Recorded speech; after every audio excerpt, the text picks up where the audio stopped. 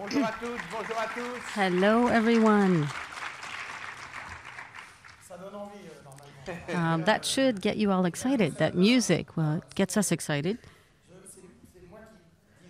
So I'll just say a quick word here to get us started, to welcome you all here and talk about why we're here, and also to tell you how happy I am to have Pierre Lescure with me as the president, as a chairman, and to be here with you for his first press conference. Last year, Gilles was with us, and I paid tribute to him, and I want to do that again to talk about the years of learning and training and our joint work together for the festival that we all love. Not just us, you guys love it as well. So, we've just come from the board meeting. We presented the selection of films, and now, in front of you, we're going to present them, and I hand over to the president of the festival, Pierre Lescure. So very simply, the festival will take place. That's another way of paying tribute to Gilles, who has become a writer and will be coming out with a book really soon that is certainly going to be very moving and exciting. So he'll be talking about the 68 and 72, and the title is The Festival Won't Happen, won't take place, right? But the festival will take place. And to that note, it's very emotional for me to be here in front of you. I love this cinema, the Normandy here. It symbolizes everything that's magic about cinema, about movies. When you come into cinemas, you heard what Thierry said. We're going to reveal the most important information that, in fact, leads us to the 15 days of the Croisette. So you'll hear what Thierry's going to tell you about the official selection films, A Certain Regard, and what's going to nourish our passion and our emotions. But you'll have to wait a few extra minutes for me to mention a bit about the partners involved in the festival with us. The role of David Lisnard, the new mayor in Cannes, we've been working with a lot of energy. So all the questions that come up for us, having additional movie cinemas, different, a lot of more latitude, and we're working with the CNC and the cultural boards there. So I'd just like to take a little time to evoke with you that it's essential, in our economies, the economic reach and the world reach of the Cannes Film Festival, which is the leading festival in the world. I'd like to talk about some private partners. There are two new private partners this year. And I'll start with Kering. Kering, that's the new name as of about 2 years ago for the Pinault Group, headed up by François-Henri Pinault. And Kering, in its industry of clothing and leather goods, they signed a 5-year contract with us. So that's a partnership that's very strong, and it's part of the essential partnerships now. What's really interesting is that François-Henri Pinault wanted this Kering partnership to go beyond economic elements, but he wanted it to be a additional content partnership. They'll be at the top of the Majestic on the other side of the Croisette and provide additional content that's going to be somewhat feminine, extremely feminine, with the theme Women in Motion. Every day during the festival, they will, during what they call they will have talks, exchanges, dialogues. One that you will be heading up. You'll be moderating, Thierry, as a sort of masterclass or exchanges between great filmmakers, great actors, producers throughout the world. All these ladies, right, that will come and talk and expose their viewpoints and their difficulties, their experiences, and their happiness, their joys in filmmaking. So that will be a partnership and broadcast in France and worldwide with the Figaro Madame magazine and Hollywood Reporter. And, of course, all of the talks will be on the festival film channel. So I think the Kering partnership is really interesting, and it will there will also be an event on the 17th of May, the Sunday, with an official dinner. And so the Kering Cannes Film Festival partnership will be quite outstanding. Another important partnership where our specialist Samuel Faure has been working for several years, one of the biggest worldwide brands, MasterCard, perhaps the world leader, just signed a partnership with us for 4 years, just kicking off this year, and will ramp up in the 4 upcoming years. So it really shows the international impact that the leading film festival in the world has, because we're the most global, and this most global brand comes and associates and combines with us. Now, also essential partnerships, we have those that we will be extending or renewing. Chopard, for instance, in jewelry, watches, pens. We just signed another contract with them, as it were, before the previous one ran out, for another 4 years, over the next 6 years, right? So, and this year, there will be a lot of content for the festival, beyond just the jewelry that the stars will be wearing. This year, Alexis Villers, for Chopard, is directing a film that's finishing up on the history of the Palme d'Or that was funded by Chopard, and it will tell a lot about, it will express a lot of the emotions related to these beautiful objects, the beautiful jewelry. We have a partnership, an historic partnership with Canal+. So we have a new 3-year agreement with them. We talked about that, and these 3 years are going to be even better than all the previous amazing years with Canal+, and vice versa. So the opening ceremony, closing ceremony, and the festival being the delegated producer, but you'll see what Canal+ and the festival will do in the opening and the closing, I think will be artistic, aesthetic, completely dedicated to cinema, with a tribute to the Lumière brothers and the 120 years of their invention, that will shine special light on the opening and the closing. Then with Canal+ and our other partnership we renewed with for 3 years, our friends at Orange.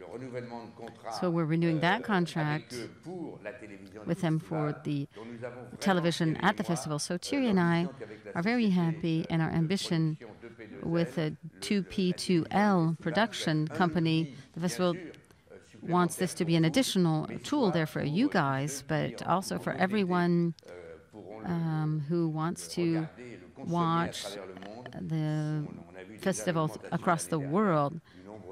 So last year we had an increase in the number of viewers. So this year we'll have a total world reach for everything that's going on at the festival, not just the photo calls and the press conferences, but everything. So another great partner, L'Oréal, we've decided to discuss with them to, as of June, extend the contract with them for several years. So I want to thank everyone, this entire list of the partners, and you have those in your press packet, be they media, technological, or transportation.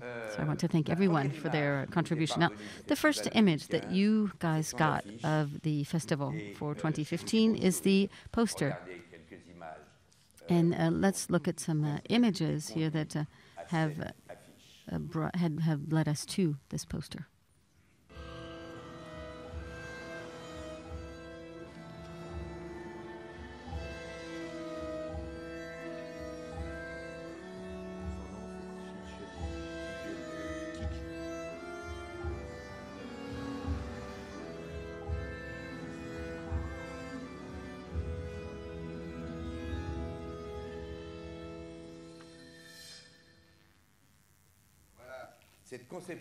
So the design of the poster was entrusted to Hervé Kidjani, who's here today.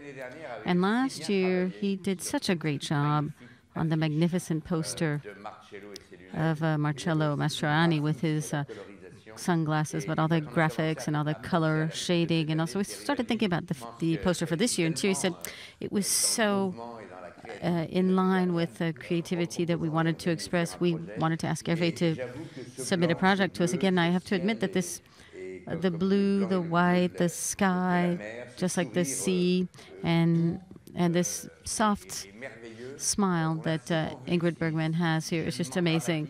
And there's drama there. She's just an amazing actress.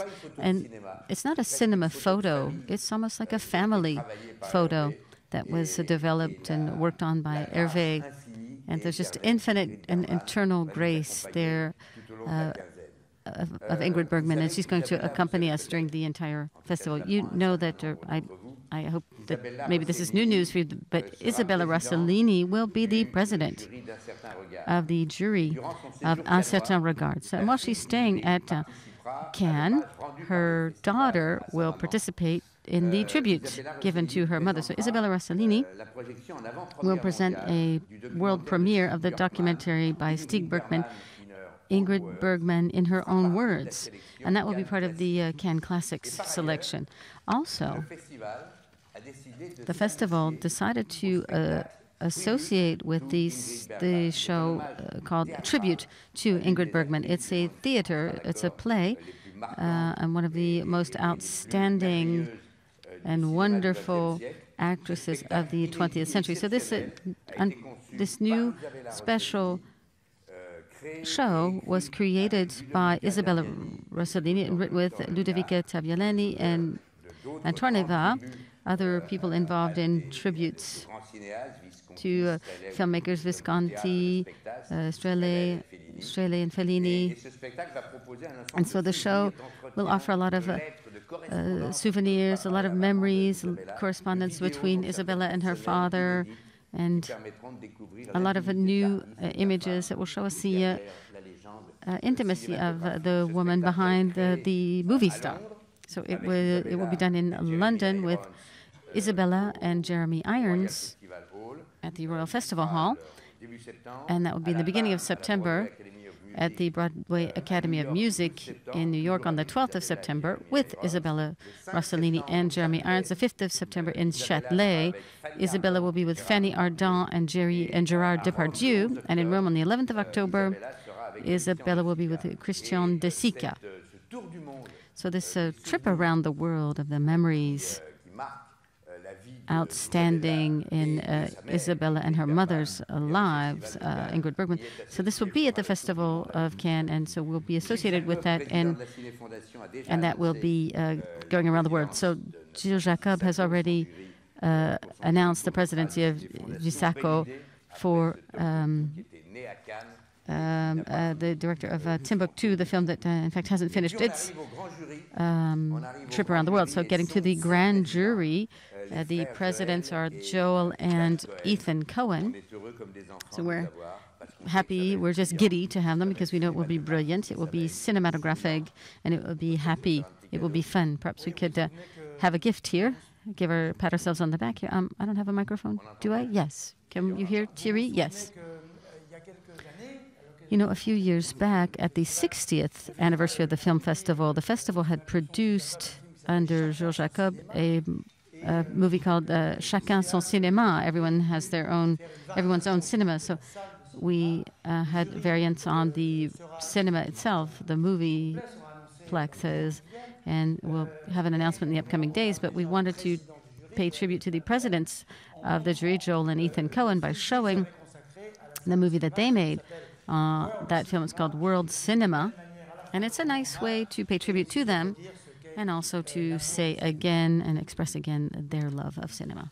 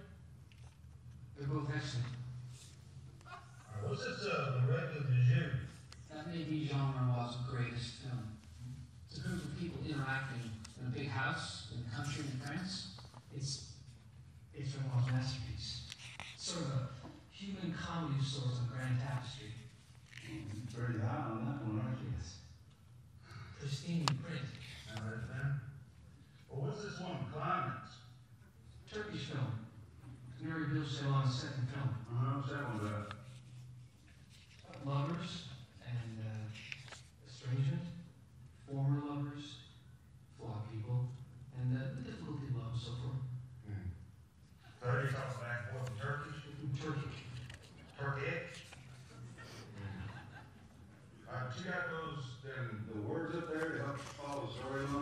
subtitle, yes. They're nudity?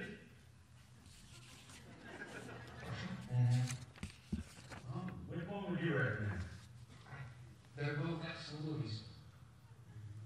Is there livestock in any of them? No, I mean, I'm not sure that there might be a rabbit. Let me go for it. Excuse me. Never mind. All right. I'll take one for fun. Sounds like good.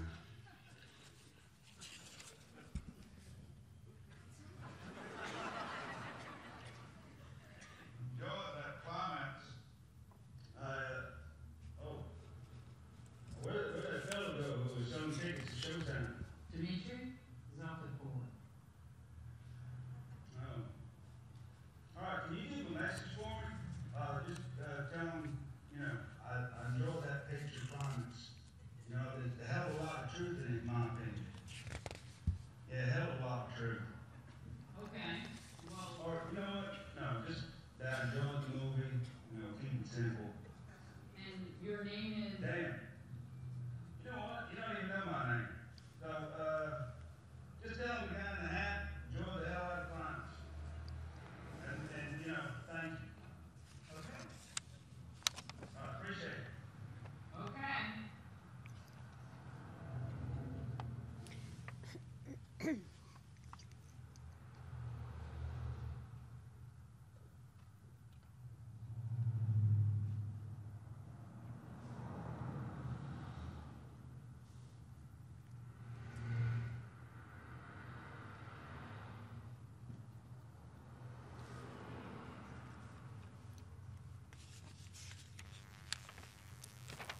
Voilà.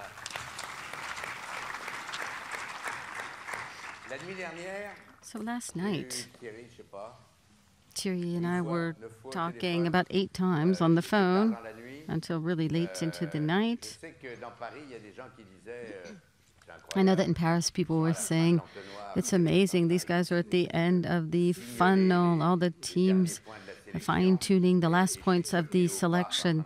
And they figured, and I said he was at the stadium watching Paris-Barcelona. In fact, I gave him the score because, no, he was in the festival offices with his teams working.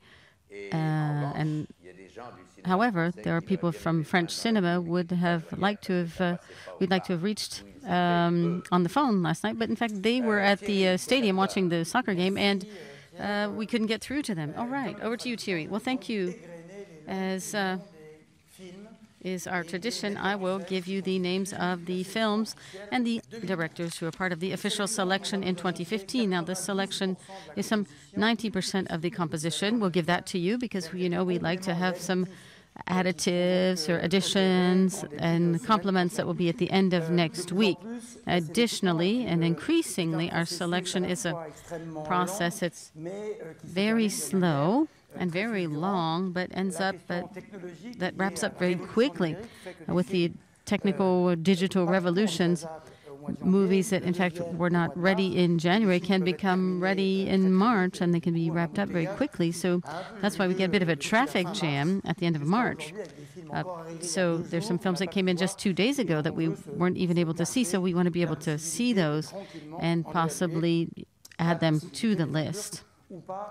Or not, just depending on how we feel about them. Now, the selection, I think, it could almost be like in the Perpignan, the Guard of Salvador Dali, when he said, when he starts a painting, he thinks it's going to be the most beautiful painting in the history, and then at the end of it, he rushes to get it finished. So every year we think it's going to be the best selection ever, but at the end, we just want to get it done, right? So we want to be here in front of you and present this, but it's a good selection. It's new, it's fresh, it lays out some assumptions, it takes some risks, and it says some things on the state of world creativity in cinema. The ambition to be now instantaneous, take a picture of the world, but also by adding together year after year, or in half decades or decades, so that it talks about and it expresses the evolution of cinema. Cinema that's no longer the only art of image anymore, right, in our contemporary society. So I would like to thank all the teams who support me in selecting these films. I'd like to thank, there are 3 committees. There's the French committee, the Foreign Film Committee, and then the 3rd committee, which are young people who come and watch all of the movies that we receive.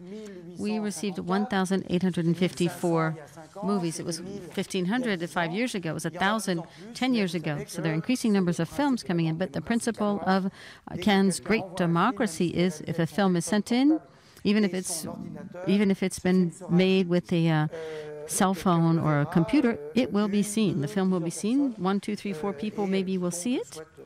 And so anyone who wants to submit a film to the biggest festival in the world can. So someone said, you guys see 1,800 films, but it ends up always being the same. And that's not true. It's not always the same people in the Cannes Film Festival. And this year, there aren't very many return directors. Not everybody's here, not everybody's ready. The big auteurs who, when we sort of tend to stigmatize their presence when we announce it ahead of time, but in fact they are part of the world cinema news when the films come out, the awards flow. We see that everyone kind of has the same line of thinking as we do. The great auteurs make good films. Now, on the other hand, it's not so easy when the grands auteurs aren't working, aren't busy, aren't producing films. It's not that easy to find young auteurs or unknown auteurs who have the talent and have the stuff to present a film in Cannes that can stand up to the film, the competition in the film festival, which is the leading festival in the whole world. So sometimes, though, even as of the end of last year, lists started circulating in the press and on the internet, with lists that tend to repeat the films from one article to another. There are a lot of things at the outset that are said that are not necessarily true about filmmakers or movies saying this movie will be at Cannes. But it was never a question of those films being in Cannes because maybe they weren't even produced yet or made yet, and even not in a technical situation to be finished for the Cannes Film Festival. So, and we knew that. So there's always this bit of buzz going around, and what I have to manage in front of you, there are hopes that certain films you have hopes that certain films could be part of the selection, and people are saying, wow, that's going to be great because so-and-so will be there. And you'll see that sometimes so-and-so isn't there because their films weren't ready, or for some people, the films weren't selected. So our selection, as I was saying, will lay out some assumptions, some hypotheses, and the mission is to put new names on the worldwide cinema map, names, films, countries, even though we'll see some countries coming back. We've been saying that they've been buzzing a bit in Mexico, Korea, Romania, and new regions such as Latin America, new world regions coming out. That after Eastern Europe in the 60s and 70s, we have these new areas that are suppliers of films for the selection, so for the official selection. I'm sorry. It's not only competition. You have a certain regard. You have special showings, special screenings, midnight screenings, and there are also out-of-competition screenings that are shown in the large cinema, La Grande Salle. Sometimes they're first films,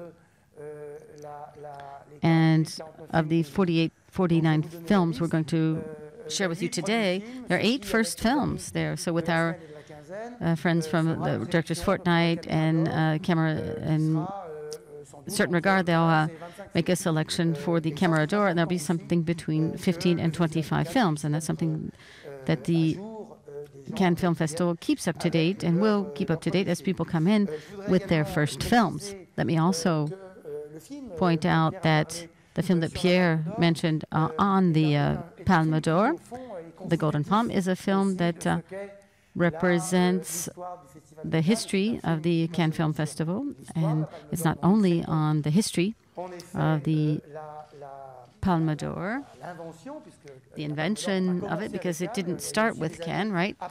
There were years that weren't Palme d'Or years, but alongside Chopard and other people involved in Cannes, the Palme d'Or is in an ethical gold is made out of ethical gold as regards environmental issues, protecting nature, protecting the ecology. So we want to make sure, wherever we are, that as best we can, we want to be exemplary in providing efforts to protect our planet. So, and from that standpoint, so Thierry and I will also be wearing ethical tuxedos, just to clarify that. So I maybe have already said too much, but sort of like the opening film and the closing film, we don't have that yet. But they will address issues regarding the environment. I also want to specify that we have not decided to prohibit selfies. We are not going to have police there, unfortunately, says Mr. Lescure. But we don't want to be coercive. We are just waging a campaign to, as it were, slow down the contemporary practice of selfies on the red carpet and the steps. Because just beyond what we think, it's a practice that's often ridiculous, extremely ridiculous, and grotesque. But we don't want to prohibit it, but it's really a matter of timing. We have a certain amount of time to get people across the red carpet and up the steps, but it really slows things down if everyone stops every 2 meters to take a picture of themselves with themselves, right?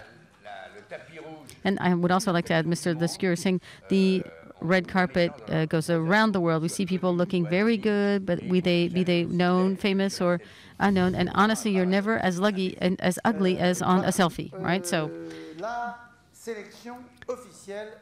official selection right now. We'll start with movies in the midnight screening, and there are 2 of them that you will get, and there will be a 3rd one. The first one is the Korean Hong Wong-chan's film called Office. So Koreans are great providers of our midnight screening, so that's the case here. And the other one is Asif Kapadia. Perhaps you can recall that name, a documentary, an amazing documentary on Ayrton Senna. And so this film is on the British singer Amy Winehouse. So that's called Amy. And so that would be produced by Universal American Studios, which will be present at Cannes this year. Amy by Asif Kapadia, part of these young rock stars who died at in their 20s. And so the film will include a musical accompaniment promised by Universal. So the special screenings are films that we will show in other cinemas aside from the grand cinemas. They're out of competition. So the first one will be chronologically and not in alphabetical order. This will be Samuel Ben-Chatrit's film Asphalt with Isabelle Huppert, Michael Pitt, Gustave Kerven, and a few others. The second one is Souleymane Cissé's film called Oka, and that's a documentary. So Souleymane is back amongst us in the official selection. So 2 first films by people coming out of Ciné Fondation. And the rules here are just if you've won in the Ciné Fondation, you can present, you have the right to present your first feature film in the official selection. So we have Elad Kaidan. It's called L'Esprit de l'Escalier in French. And Pavla Vukovic called Panama. And we will also be showing Barbet Schroeder's film called Amnesia, which addresses Barbet Schroeder's mother. It's a fiction feature film played by Mart Keller, and it's shot in Ibiza, a very important area in Barbet Schroeder's psyche. And we may actually even show a copy of Death by Barbet Schroeder. And so we'll at Pink Floyd there, and so we'll be looking at some of the obsessions of our friend Barbet Schroeder. And then finally, a first film directed by a woman, an actress, the story of love and darkness. This is Amos Ho's book by Natalie Portman. And we decided to screen it in the special screening, because when we show it in A Certain Regard, James Franco's or Ryan Gosling's. We are suspected of including in A Certain Regard the people who are known. So we're putting those in the famous people, so we're putting those in the special screenings. So people will go see those because they want to see the movie, right?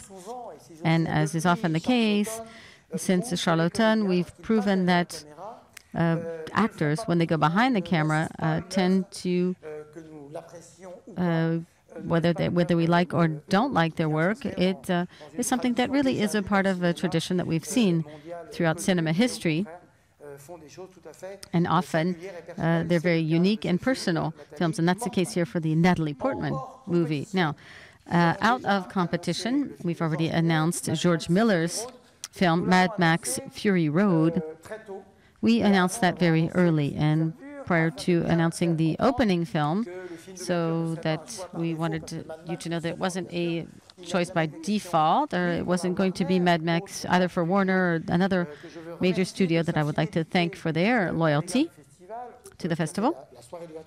And they did the opening 2 years ago with Gatsby, but it wasn't a matter for, it was never a question for us or for Warner for that to be the opening film. It was in the special screening at on the first Thursday at 7 o'clock. George Miller will have Charlize Theron and Tom Hardy.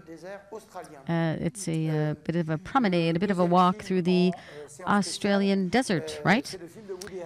Another special session out of competition film is An Irrational Man by Woody Allen, Joaquin Phoenix, and Emma Stone. So Woody Allen hasn't been around for about 3 or 4 films in official selection. He said that he'd been coming too often and too systematically. We're happy to have him back, and I think you will be too when you see his film. I did not manage to convince him to come into competition, though. So I got a bit of a chuckle from him. I could tell over the phone that it was something that it was basically, how could you even ask me? So remember, we did the opening of Cannes Film Festival with Up, from Pixar. You know, when we talk about Pixar, not Pixar, Disney, when we talk about Pixar, that's John Lasseter, the great animator of Pixar. Well, he'll be back with a film called Inside Out, directed by Pete Docter, who was the director of Up, and Ronaldo del Carmen. So they'll be there Monday in the special screening in the Great School of Cinema, the animation. So that's by Pixar. And I also would like to thank Jean-François Camilleri, especially for allowing us to bring this into the official selection. Now, Mark Osborne, we've already welcomed him as an animated film director, will present Le Petit Prince, or The Little Prince. Another title was Le Petit Prince et moi, The Little Prince and Me. I just want to point out that it was written by a writer from Lyon here in France. So Le Petit Prince, that's why it's so well known, right? So The Little Prince, it was called The Little Prince and Me. It's not an adaptation of Le Petit Prince, but a variation of it. And it will be presented out of competition. Now, these special midnight and out of competition screenings, that's a lot of movies in the big, that would be a lot of movies in the big screen, but this will be, as I said, completed in the upcoming days. Now, looking at A Certain Regard, I'm going to tell you I'll announce 14 films. There will be, at the end, between 18 and 20, so there are still some films to be added. So there are 2 Indian films, the first one being a first film called Fly Away Solo by Niraj Gewan.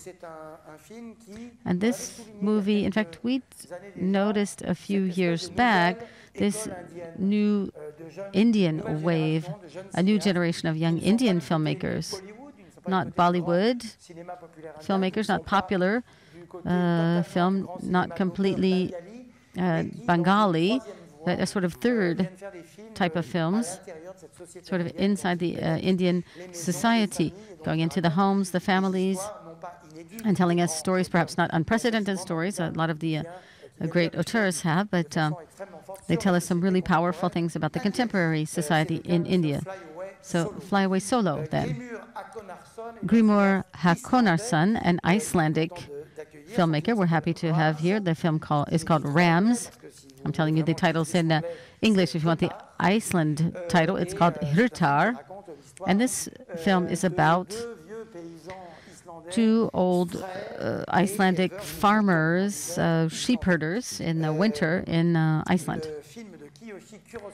Kiyoshi Kurosawa's film, not such a regular at the Cannes Film Festival, but has come in a certain regard, and once in a competition, Voyage sur l'autre rive.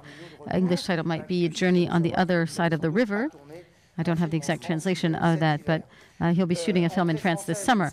Okay, a French entry, a first film in a certain regard for something that has to do with a lot of short films. You know, there's the short film area where a lot of young authors, young producers start and actually learn how to become a director.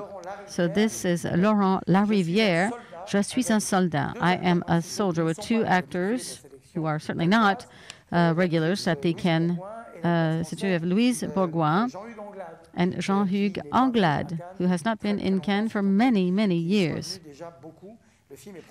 So the film is produced by Dominique Besnard. We're happy to have back in Cannes as a producer. So a first film then for Laurent Larivière.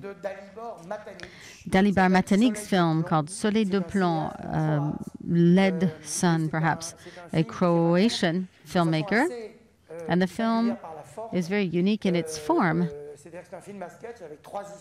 There are three different stories, 91, 2001, and 2011, played by the same actors. So three different times in Croatia's history, pre-war, post-war, and in Croatia today. So we're happy to welcome this man who's already made 2 or 3 feature films, and this is a 4th feature film. And so we're hoping that you'll reserve a warm welcome for this film, because we really enjoyed it. So there are other countries, other areas where people are making movies without a famous name. But for us, the selection process is actually a journey. It's a good journey around the world, different geographies, different artistic leanings, and we reveal films here. And no one could have guessed that this would have been in the official selection. And I wasn't familiar with this filmmaker, but I'm happy to have him in a certain regard. Now, next, Roberto Minervini. He'd been in a special screening before, an American and Italian filmmaker called The Other Side.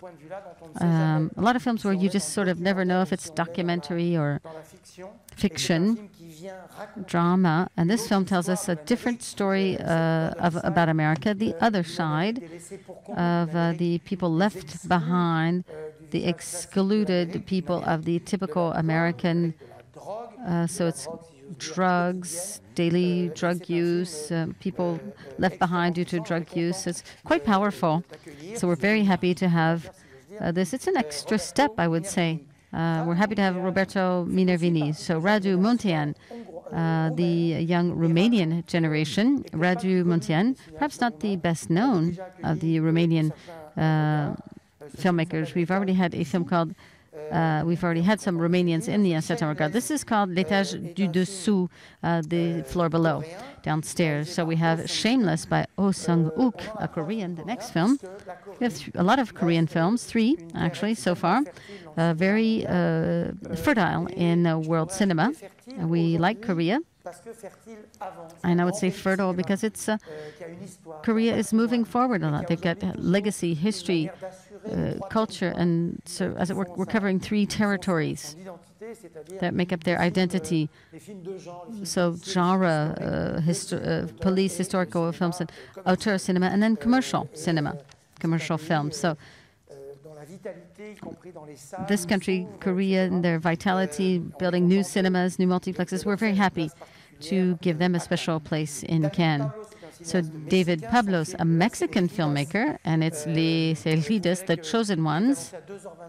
And they said it's 2 hours, 25 minutes. I said, ouch.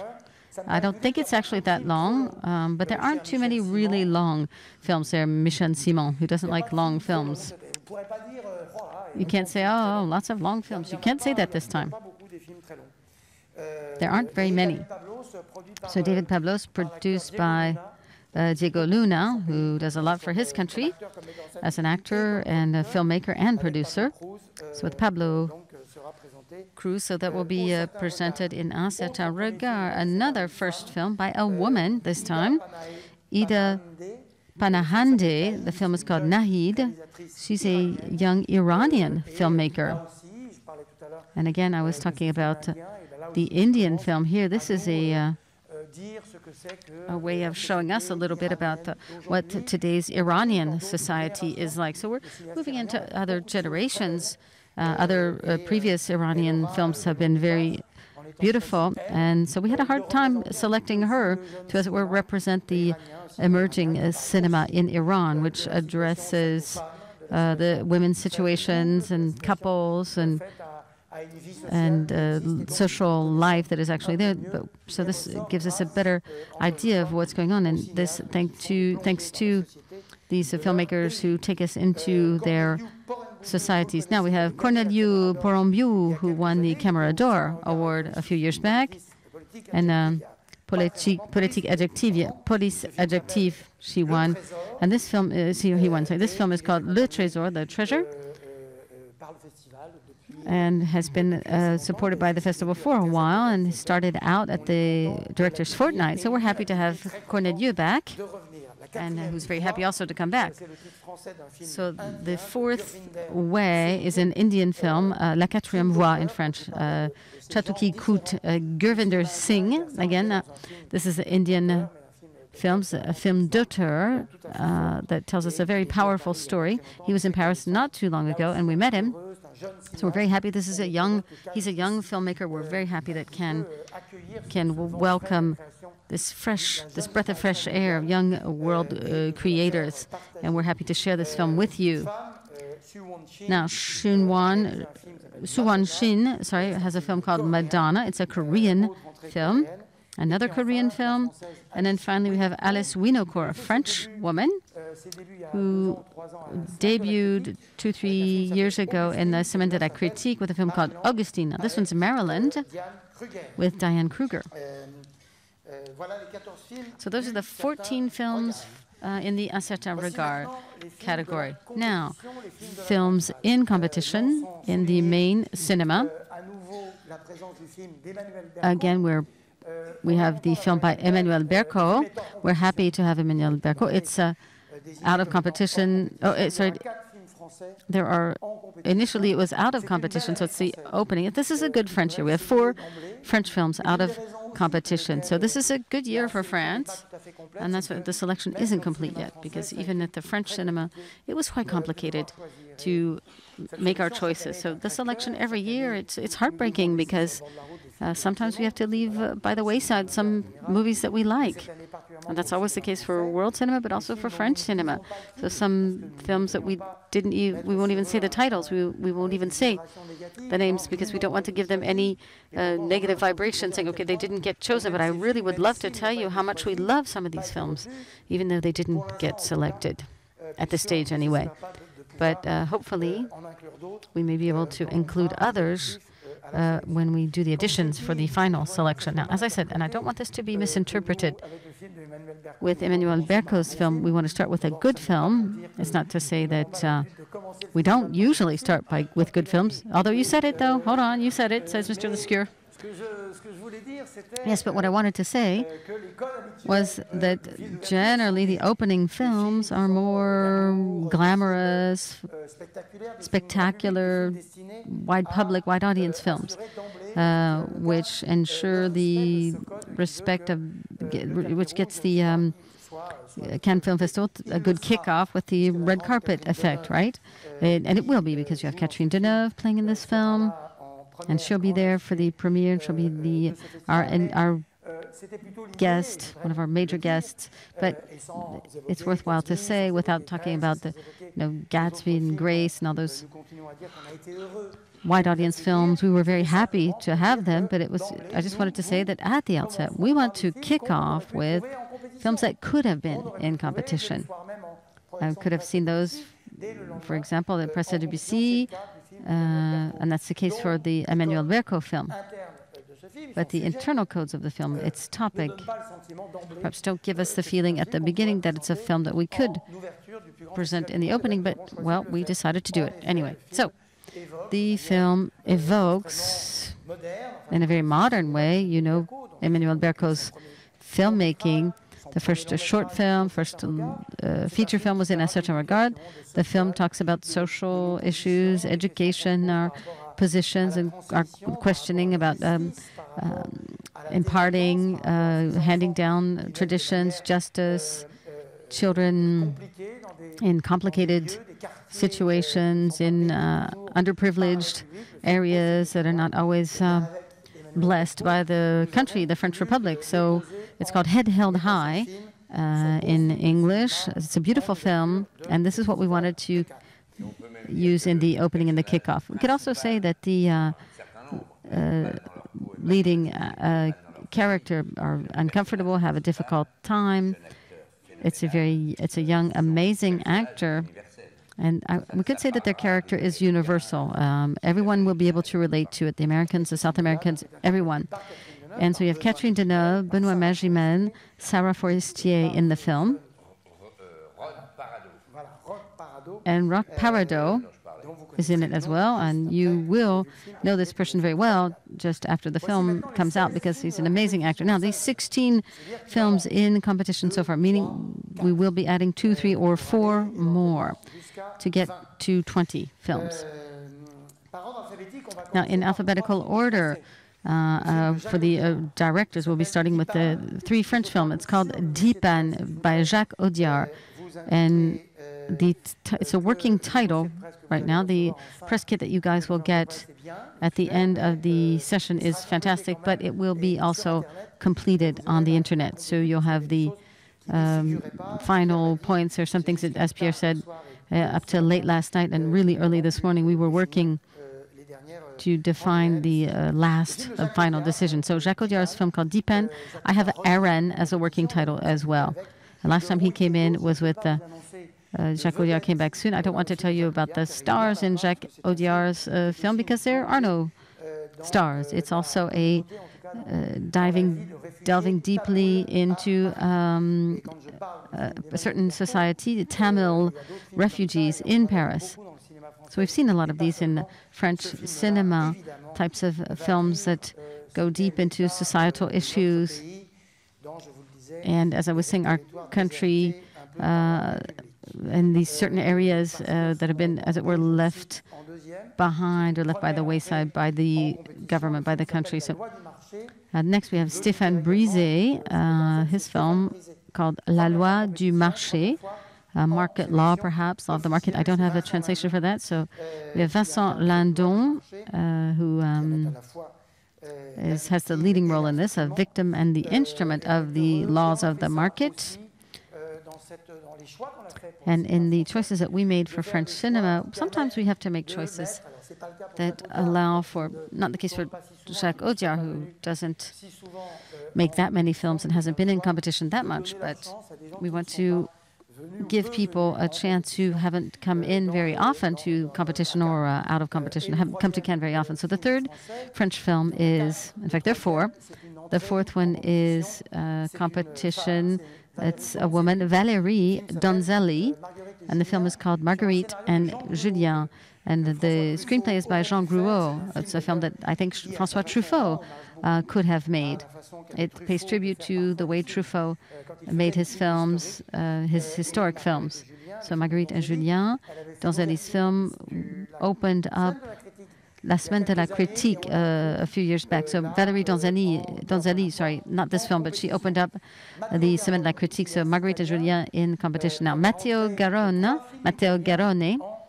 Italian filmmaker, has been in competition 3 times. I tend to justify French films in competition, but I don't need to do that for Italian films or American films. We've had sometimes 5 in the past. So here we will have, this year we have 3 Italian films. So it's the tale of tales that proves the creative elasticity of Matteo Garrone. He made Gomorrah, and a historic film It's completely different in a film that could be a Pasolini or a Fellini film.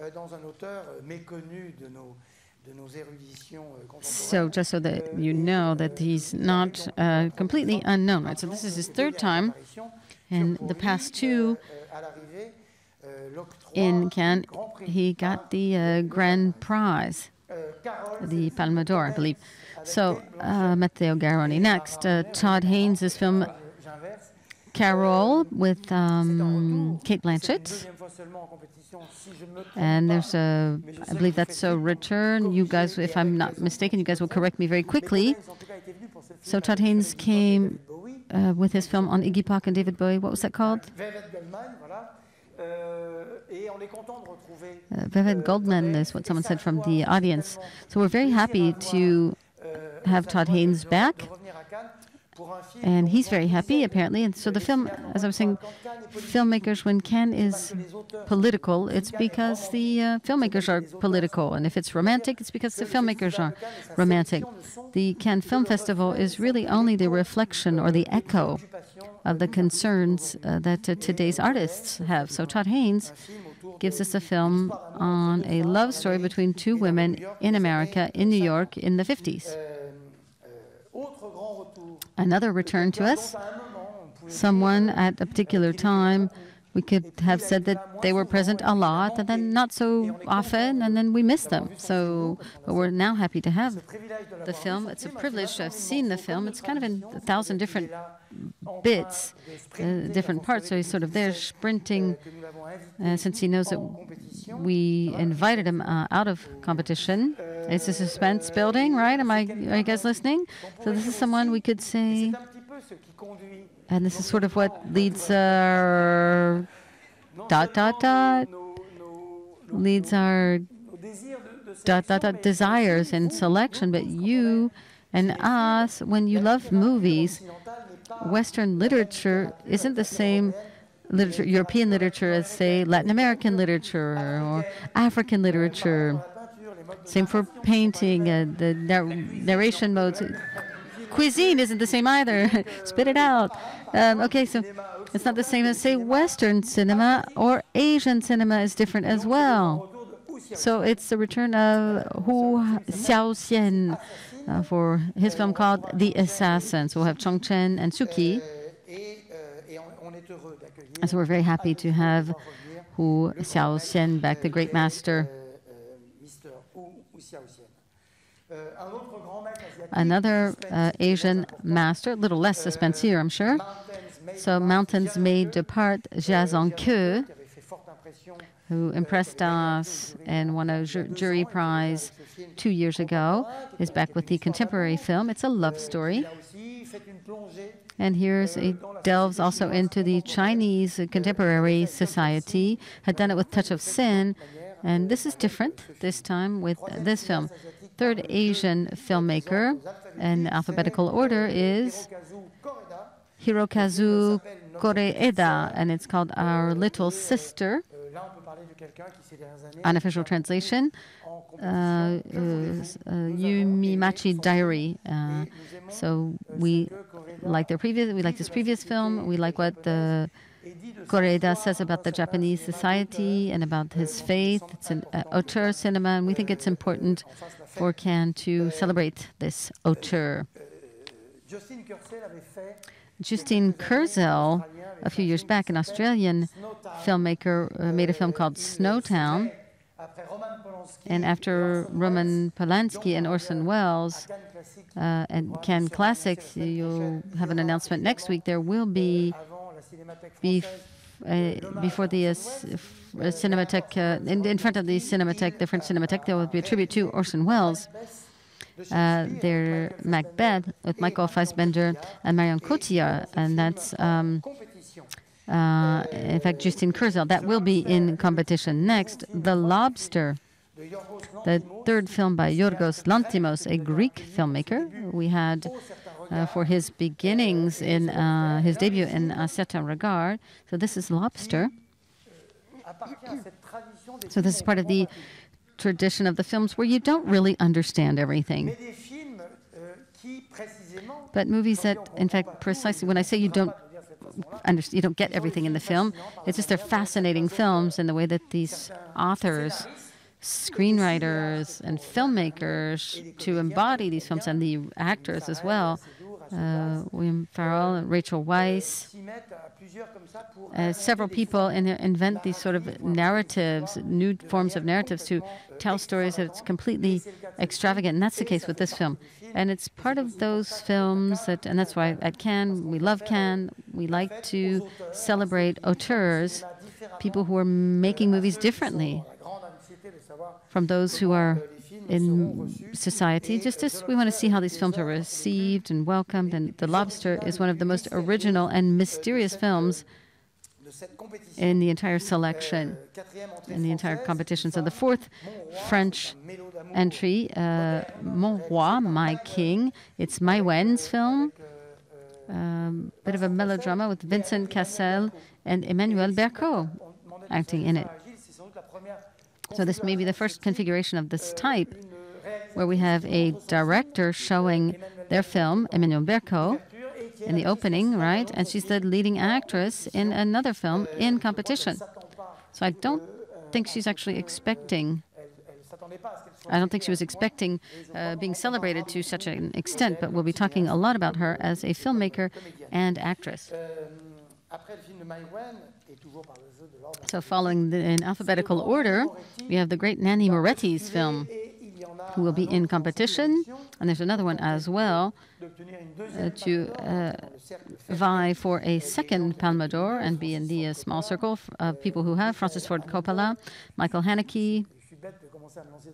I shouldn't have gone on with this list. So Emile Kusturica, the Dardenne brothers. Who else did I miss? Imamura, of course you guys know better than I do. That was from the audience. So there will be two people who could potentially get a second Palme d'Or. So it's Mia Madre, My Mother, for Nanni Moretti. It will be out in Italy very soon. And so please don't rush over to Rome to see the movie. Wait to see it in Cannes. So we're very happy to welcome Nanni Moretti again to Cannes. Without Nanni Moretti, Cannes wouldn't be Cannes. Perhaps through our loyalty towards him, but also his loyalty towards us. The next film is a first film by a young Hungarian filmmaker who was Belatar's assistant. His name is Laszlo Nemes, and his film is called Saul Fia, the Fils de Saul, or Saul's Son. And this film is going to create an incredible buzz about this young filmmaker. It's a fictional representation of someone in a concentration camp. All the issues in the country, in Hungary, all the questions addressed by Claude Lozman. Claude Lozman often questioned these representations in society. We thought that, first of all, the film asks questions as regards the way of filming this great human tragedy, but also if there's to be a debate, it should be for a film that's in competition, first film as well. And you will let us know. We had this discussion as well. We'll all have this discussion when the film comes out. So Saul's Son, it's a great movie on its topic, but it's also part of those films where writers do this, artists do this, filmmakers do it as well. Just ask questions as regards representation of historic times where humanity has gone through great suffering. Now, the next film, Paolo Sorrentino's film, the last time he came in with La Grande Bellezza, but it was kind of La Grande Vulgarity.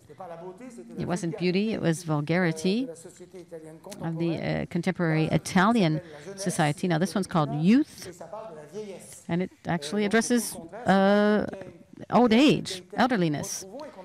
So we're very happy to see these folks back. They left the health clinic, the retirement home where they're in this film, the actors trying to gain a few years in a rather lengthy life, trying to extend their lives with extended youth in this Swiss or Italian clinic that you may be familiar with. All right, next, Joachim Trier, a Norwegian filmmaker. His first film, Oslo, was in A Certain Regard.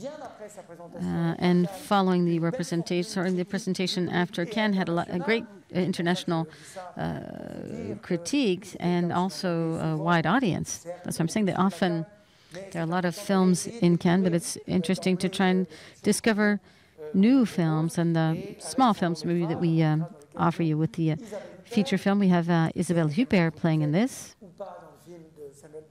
That may or may not be in the Samuel Ben-Chetrit films with Michael Pitt, Christophe Kenner. So Isabelle is working with keeps working with young filmmakers and pretty much across the world. This is takes place in New York. So Joachim Trier, Louder Than Bombs is the title of his film. Also, I would like to thank, as regards France, but not only France, I would like to thank all of the professionals, the sellers, distributors, producers throughout the world, the people who give us these films. We couldn't present these films to you, but I was able to say that when Gilles Jacob called me to his side, I had come from the cinephilia, the legacy and heritage, and seeing the film production side of things from the inside. These people are cinephiles. They love everyone. They love other people's cinema. They have other people's movies. So I've had lots of messages this morning from people saying that they were happy that given that certain films were selected, and a lot of films that they weren't involved in. So I don't want to mention any names, but I would just like to say that world cinema, these are artists, and it's also professionals. So very lively, very active, and very powerful. And these ladies and gentlemen are all partners. Venice Film Festival, so they're great partners to our festivals. Now, moving towards the end of our list, we have a former Palme d'Or, that's Gus Van Sant, for a film called The Sea of Trees, with Matthew McConaughey and Naomi Watts. And this film is sort of situated between the U.S. and Japan. I don't want to reveal too much of the movie, but in Japan, you have a forest called the Sea of Trees that has certain virtues where people tend to go there, and it's known for people being able to go die there and commit suicide in the best possible conditions. So we're very happy to have Gus Van Sant back, and he hasn't been with us for a while. So finally, again, first time in competition, Denis Villeneuve, a Canadian, and the film is called Sicario. Tends to be a bit of an American film. We have Benicio del Toro in it. And this film, often what we hear about the Mexican films, you have immigration to the north and drugs. And so this film addresses cartels and the social political disintegration of the justice and the law enforcement officers, and what's going on between the United States, Canada, and Mexico as regards drugs and people involved in the it also addresses drug consumers, people involved in the drug market, right? So I also want to finish by saying that we will be happy to welcome Benicio del Toro playing in Sicario. Josh Brolin, Vincent Cassel, Joaquin Phoenix, Marion Cotillard, Emma Stone, Charlize Theron, Cate Blanchett, Tom Hardy, Isabelle Huppert, Natalie Portman, Vincent Landon, Harvey Keitel, Matthew McConaughey, Nanni Moretti, part of the stars, Léa Seydoux, Colin Farrell, Rachel Weisz, John Cirelli, who's worked a lot in Europe and in lots of films, Michael Fassbender, Rachel Weisz, Shuki and Shongshen, Selma Hayek. Who else? Who did I forget there? So a lot of people, Catherine Deneuve, Benoît Magimel, and with the mockumentary on Amy Winehouse, musicians there to pay tribute. So Cannes will be a very exciting celebration. So Pierre and I and all the teams will be happy to welcome you. So there you have the selection.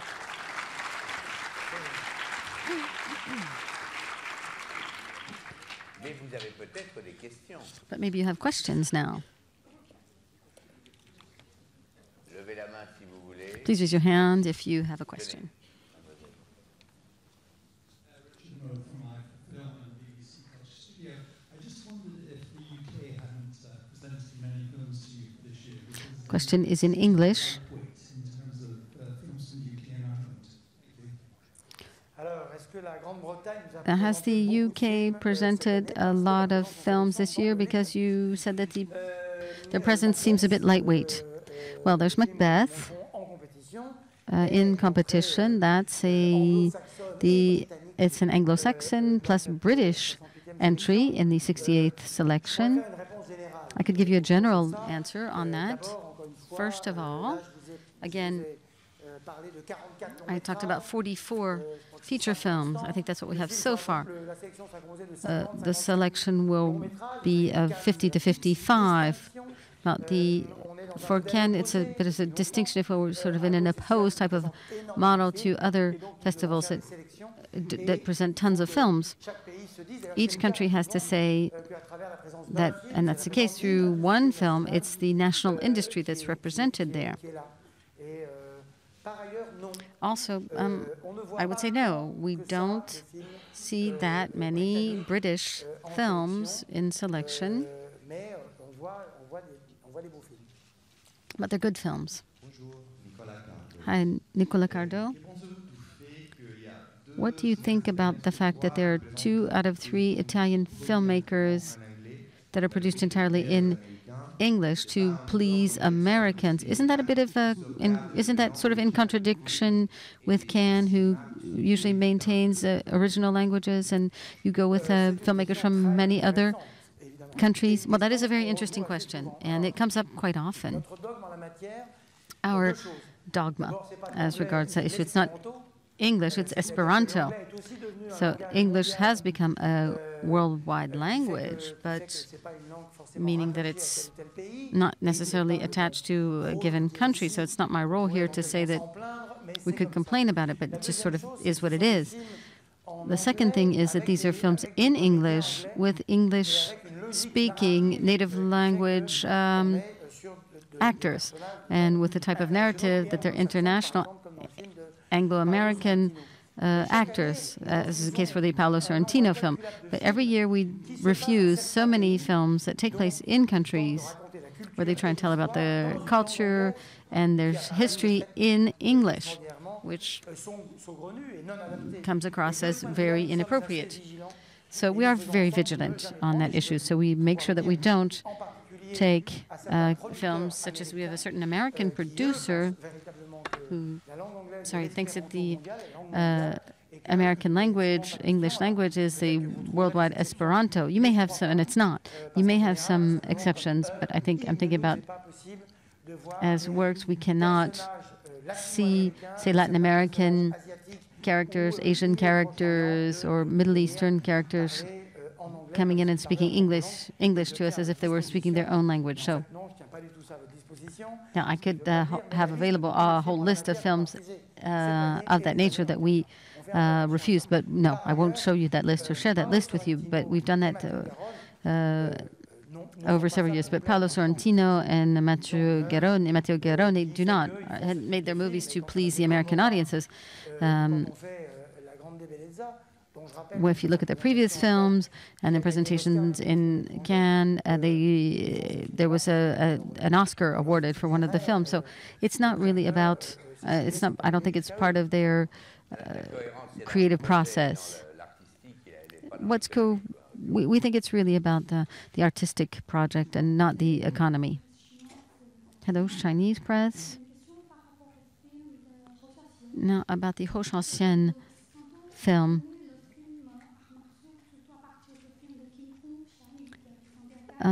A martial arts film presented in Cannes, and you have the genre changing. The first film in martial arts, little difficult to understand her accent there. Have you seen any changes or evolutions in the martial arts genre? What are you looking for? What did you appreciate specifically in this film? Well, I think it's the person involved in the selection and the judoka who's going to tell you about that. So King Wu will be in Cannes Classics. He'll show us a touch of Zen in the restored copy. If Wu Xiaoxian made a Western or a thriller, or if Hu Haoxian made a martial arts film, it's a Hu Haoxian film, first and foremost. Yes, he has a way of filming that is inspired by, or takes inspiration from his predecessors, and you pointed that out. The new, fresh character of a martial arts film in the early 2000s, and specifically with Ang Lee, whose film was in Cannes.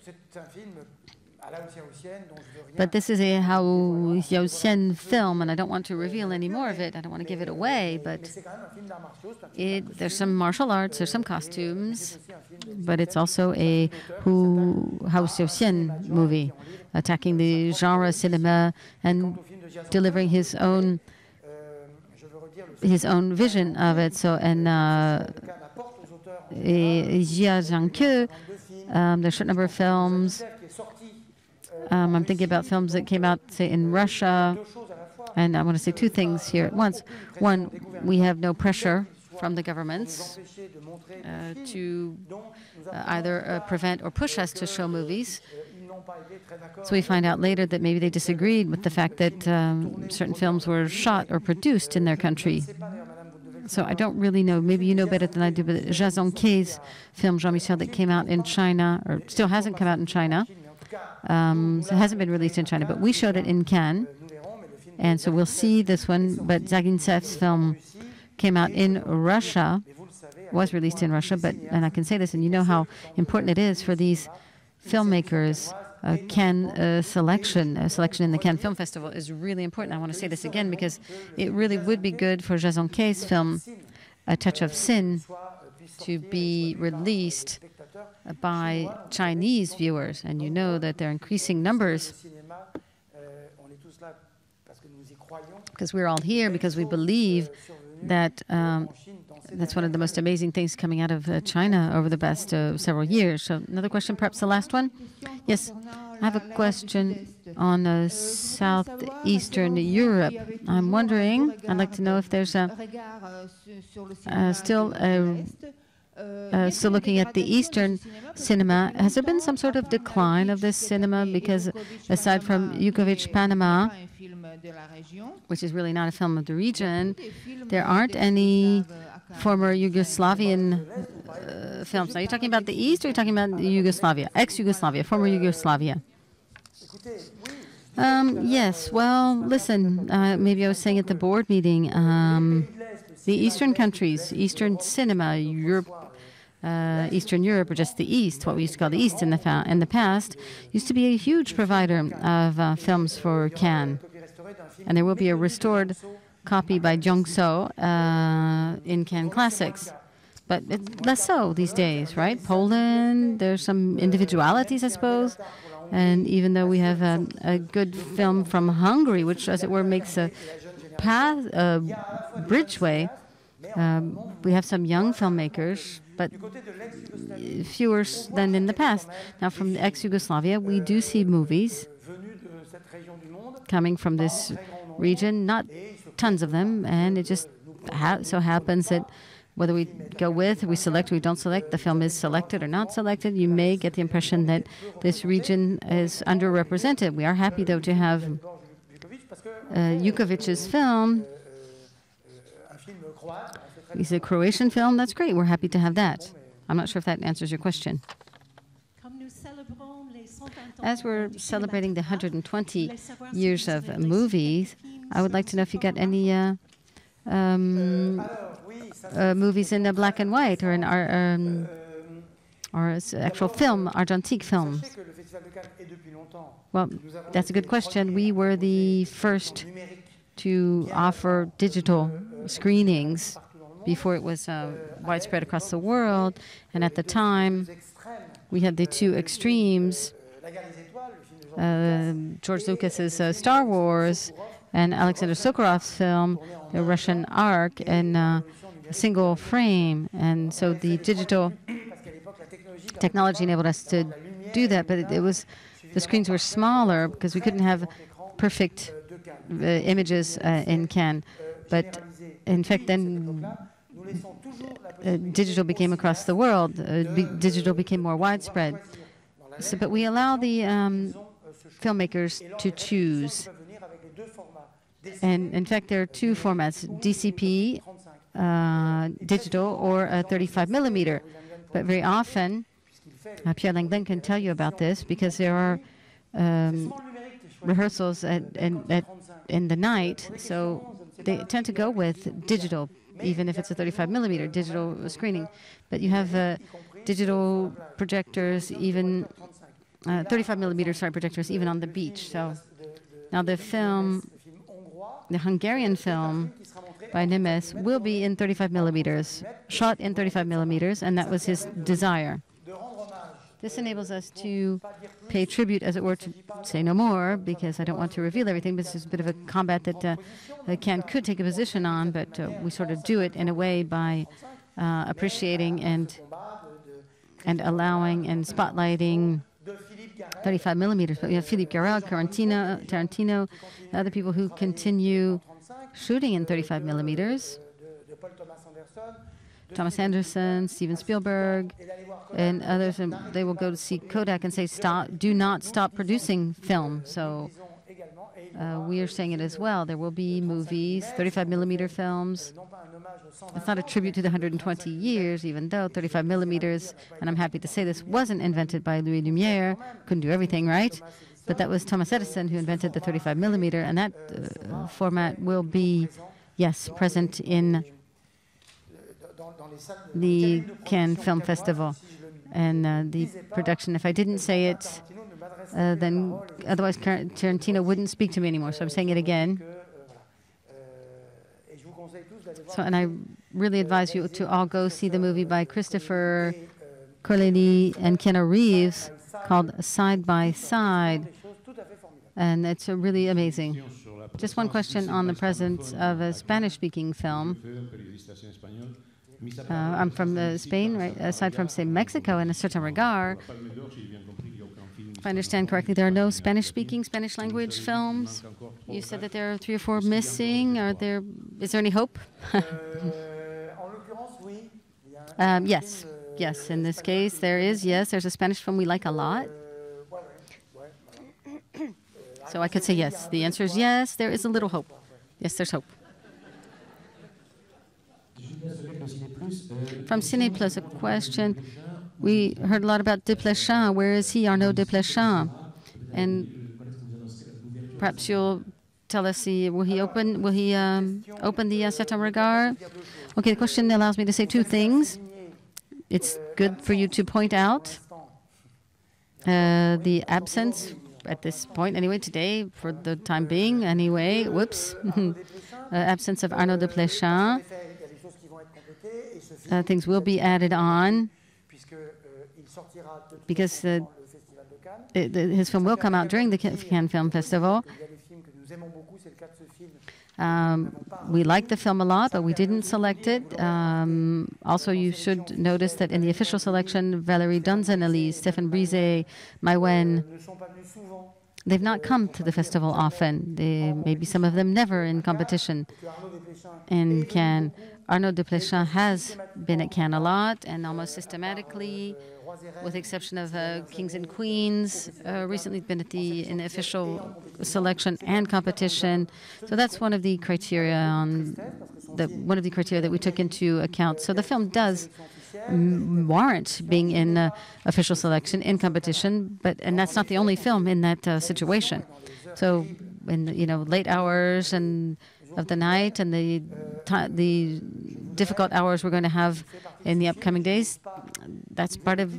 There's some other films too, and I don't want to say what exactly has gone on with them, but there. Did I say the other titles? No, says Mr. Lescure. No. Yes, please, says the audience. Okay, yeah, everyone wants their film in, but it's just complicated. French cinema this year was amazing. We could have gone with 7 films. Okay, thank you for cutting me off there so I don't have to answer that question. Okay, you mentioned Sokurov. I've heard of French actors who participated. Sokurov, Alexander Sokurov, the film about the Louvre. Now, can we hope to see that film somewhere in the program? Something official or not official? Are you Russian? Okay, Russian, French, Yugoslavian, Spanish. Okay. You will see. The answer is you will see. That's a good answer, says Mr. Lescure. Okay, I'm told that I need to stop. Is there one last burning question? Yes, yes. Is it a good one? It's a great one. Yeah, I wanted to know, since the Cohen brothers will be there, are there are two of them, so does that mean there will be 8 jury members, or will there be one less because there are 2 of them? Well, we think there will be 7 jury members plus 2 presidents, like co-presidents, so that does make 9. Because we need to be odd numbers. We need to have an odd number so that there can be a majority, right? Now, if we decided to go with 10 for women, in any case 3 men, but if we'd gone with 4 women, 4 men, plus 2, that gave us 10. And if they split down the middle, if we gave the presidents 2 voices, that was 2 additional voices for each one, so it ended up being 12. So it was quite a puzzle to work out. So I think we've got it sorted out, but we don't have the names yet. So that was a great last question. Thank you all.